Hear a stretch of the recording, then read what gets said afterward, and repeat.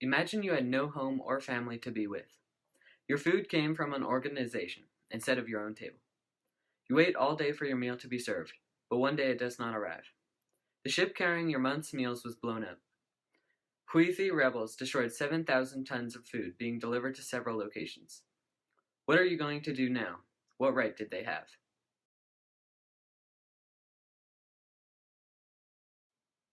The country of Yemen has seen countless human rights violations in its hundreds of years of being civilized. Saudi-led attacks are a constant threat to Yemen citizens and have recently created massive destruction. One attack hit a military base near a densely crowded neighborhood. Dozens of average civilians were killed and a popular sports complex became ruins. Yemen is a country located right beneath Saudi Arabia and Asia. Their economy is ranked 133rd in the world, and has become worse in the past 2 years. The people of Yemen are under constant threat of bombings and gun violence. Although there has been a lot of help from many outside countries, Yemen still faces many internal struggles. Article 3 of the Declaration of Human Rights says that everyone has the right to life, liberty, and security of person. The facts are that in Yemen, this is just not provided. The government is not entirely focused on providing this right for the people, and citizens aren't able to secure it for themselves. However, the government is interested in improving the overall condition of Yemen. They aim to have better communities for families to live in, where people can feel like they have security. In general, most residents of Yemen do not have the basic rights of security that should be mandatory. There have been frequent reports of children participating in armed combat. According to the UN, 15% of the militia working with the government are children. There is no telling how many children do not make it home from combat. Families are dismantled when people are killed in situations like armed combat. This should never be an issue that parents must deal with. Families are supposed to care for one another at home. Putting people under the age of 18 in the front lines causes irreversible damage to communities. Security of person is clearly not being supported in these situations. Yemen must learn that improving basic human rights is the best thing that it can do for its people.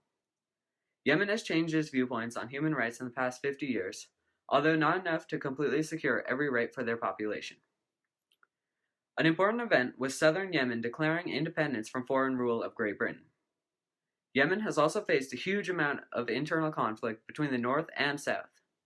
In 1962, Yemen began their major civil war between royalists supported by Saudi Arabia and Republicans backed by Egypt. According to BBC News, the war lasted 8 years and brought the usual denial of liberty and security. Killings have also occurred in Yemen on many occasions. In 1986, assassination attempts were made on several high-ranking politicians, followed by 12 days of street fighting. One other civil war also occurred a while later. There were several major battles, but by the end, over 1,000 civilian casualties were recorded. The government has tried their best to ensure the rights to life, liberty, and security of person. A notable action they took was making agreements that all schools would be separated from fightings and much more serious forces would intervene if any schools are affected by fights. The government is also getting enormous donations from outside sources, which they are using to make living conditions of Yemen improve. Overall, it is clear that the government of Yemen is making an attempt to improve the living conditions of its citizens, and that they are not slowing down. In other places of the world, the rights to security of person, life, and liberty have been improved by better management of government involvement. To ensure safety, governments have used police forces alongside stricter penalties to ensure good behavior. People act better when they know there are stricter punishments for themselves afterwards. Having a greater police force ensures that more criminals are discovered.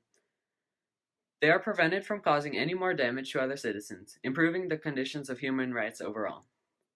The ideas above are simple solutions for Yemen's issues, although they may prove to be effective. If Yemen had a larger police force, many of their current problems could be avoided. Yemen could attempt to use money for the well-being of citizens. If the money that is donated by other countries to Yemen was used for giving people protection, many security threats would disappear. Food and shelter could be given to many more residents. They would be able to own things that they might need for safety. If money was used to increase security, people would be able to have many more rights. Overall, Yemen is a country that needs more rights to life and liberty because they are there are innumerable violations occurring every day. People in Yemen want to live safe lives just like anyone here. They should not have to move all the way to the US in order to find some safety. There are not daily bombings in our communities, and it should be a priority to make it the same way for the country of Yemen. Thank you for listening to this talk about Yemen, and hopefully you have learned something from it.